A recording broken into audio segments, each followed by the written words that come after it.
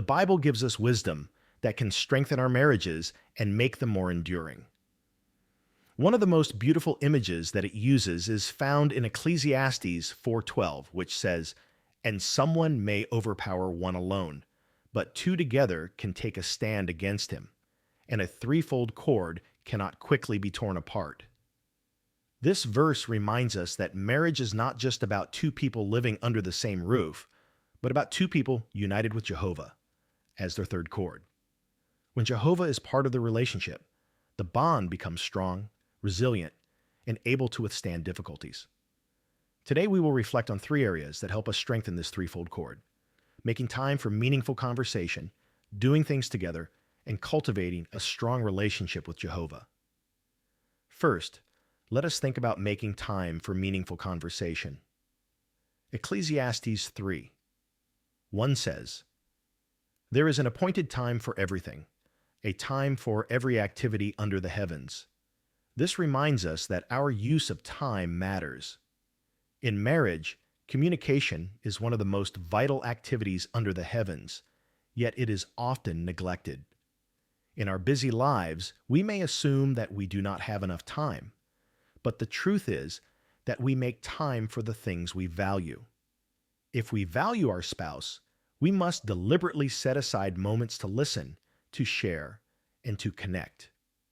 This is not just casual talk, but meaningful conversation that helps us understand one another's thoughts, struggles, and joys. Technology can play both a positive and negative role in this. Some couples wisely use it to send encouraging messages during the day.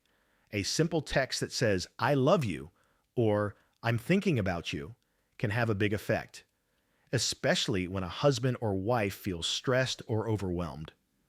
However, unwise use of technology can damage communication. If one or both spouses are constantly distracted by their devices, it can send the message that the phone or screen is more important than the person sitting beside them. Some argue that they can multitask, use the phone and listen to their spouse at the same time. But studies and experience show that this is the myth of multitasking. In reality, divided attention diminishes the quality of conversation. Meaningful conversation requires focus, warmth, and presence.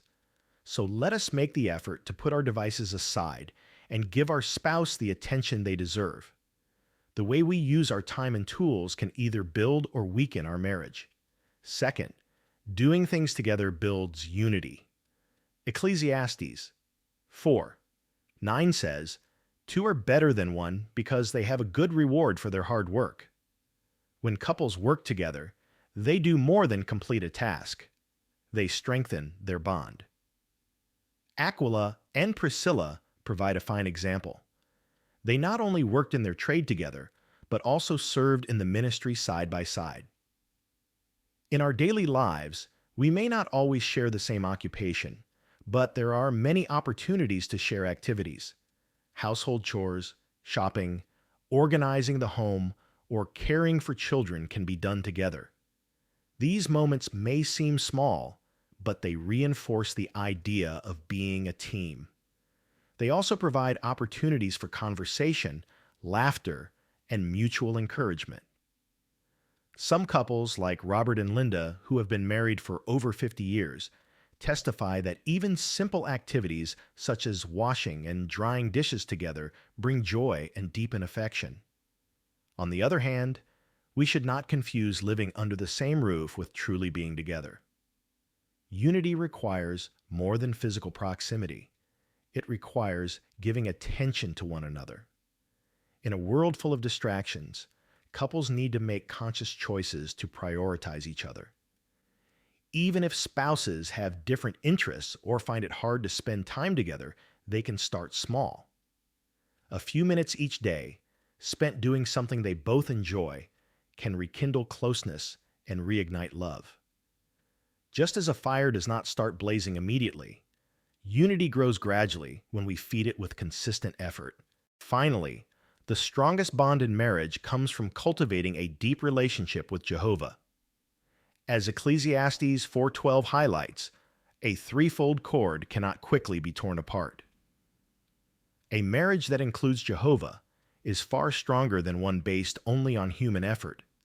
When both husband and wife cultivate their personal friendship with Jehovah, they learn to apply his wisdom and imitate his qualities. Jehovah displays kindness, patience, forgiveness, and love. When these qualities are present in a marriage, love thrives and conflicts become easier to resolve. Couples who pray together, study the Bible together, and serve Jehovah side by side find that their love for each other is strengthened by their shared love for him. As one sister put it after decades of marriage, it's easy to love and respect a spiritual person. Indeed, when spirituality is strong, respect and affection come naturally. So what can we take away? To strengthen our threefold cord, we must value time for meaningful conversation, invest effort in doing things together, and above all, deepen our relationship with Jehovah. These three actions are practical, achievable, and supported by God's Word. Marriage is not always easy, but when we apply Bible principles, it can be joyful, resilient, and enduring. As we reflect on the wisdom of Ecclesiastes, let us remember, there is an appointed time for everything.